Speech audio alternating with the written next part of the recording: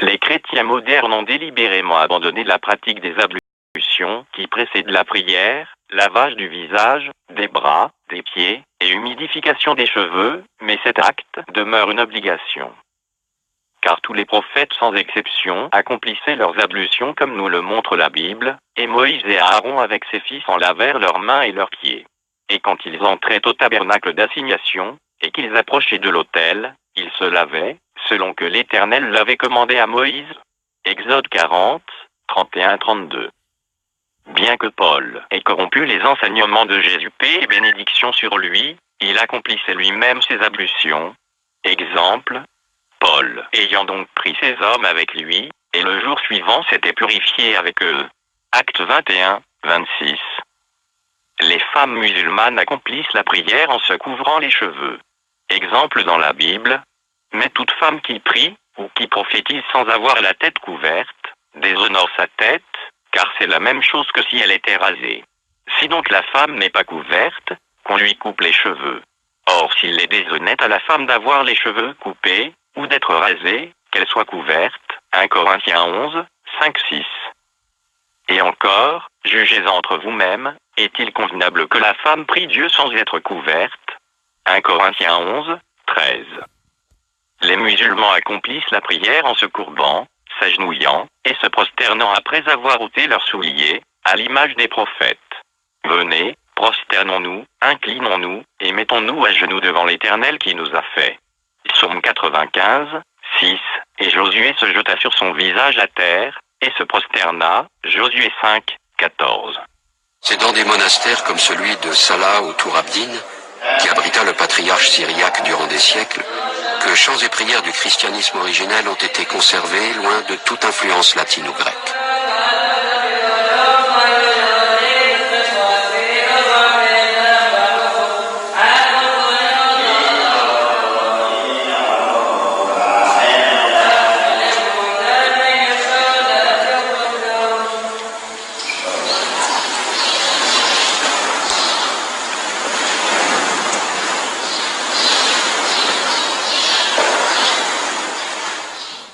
Et Dieu dit, n'approche point d'ici, déchausse tes souliers de tes pieds, car le lieu où tu es arrêté est une terre sainte. Exode 3, 5, Acte 7, 33. Autre exemple, et Élie monta au sommet du Carmel, et se pencha contre terre, il mit son visage entre ses genoux. 1 Roi 18, 42. Alors Moïse et Aaron se retirèrent de devant l'assemblée à l'entrée du tabernacle d'assignation, et tombèrent sur leur face, et la gloire de l'Éternel apparut. Nombre 20, 6. Alors Abraham tomba sur sa face, et Dieu lui parla. Genèse 17, 3.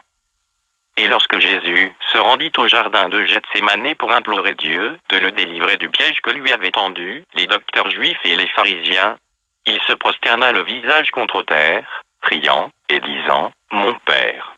Matthieu 26, 39. Le mot « Allah » est inaccoutumé pour un nom musulman, mais sachez que ce nom a été utilisé par tous les prophètes, depuis Adam, jusqu'à Mohammed, paix et bénédiction sur lui. Il s'agit de la contraction des deux mots arabes, Al-Ilah, c'est-à-dire le Dieu. En supprimant la lettre I, vous obtenez le mot Allah, et selon sa position dans une phrase en arabe, ce mot peut apparaître sous la forme d'Allah qui est très proche du mot hébraïque pour désigner le Créateur, Eloah. Elohim est le pluriel révérencieux d'Eloah chez les Juifs. Dans les langues orientales, il existe deux formes de pluriel, celui des nombres et celui qui marque le respect. Le mot Allah semble plus proche du mot araméen utilisé par Jésus pour nommer Dieu, à savoir Allah. À voir l'Encyclopédia Britannica de 1980 sous les mots Allah et Elohim. Dès lors, bien que le mot Allah semble inaccoutumé pour les non-musulmans, tous les prophètes sans exception, d'Adam à Mohammed, paix et bénédiction sur lui, prônaient la même religion, soit la soumission totale à Allah.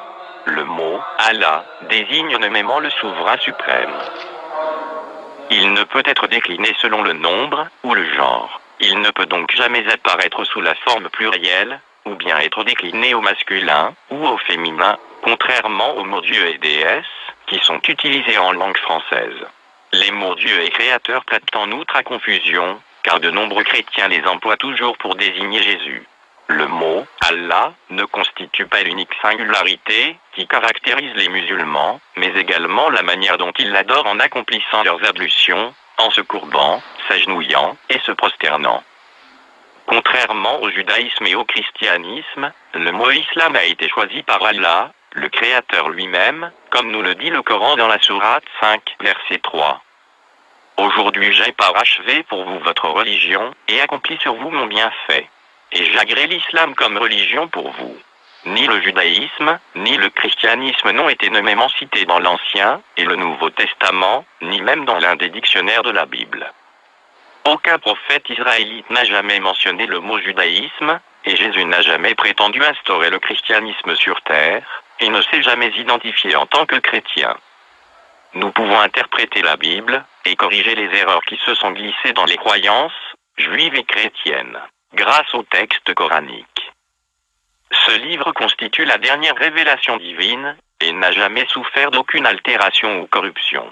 Allah exalté et glorifié a lui-même préservé ce texte de toute corruption, c'est le livre au sujet duquel il n'y a aucun doute. Sourate 2, verset 2.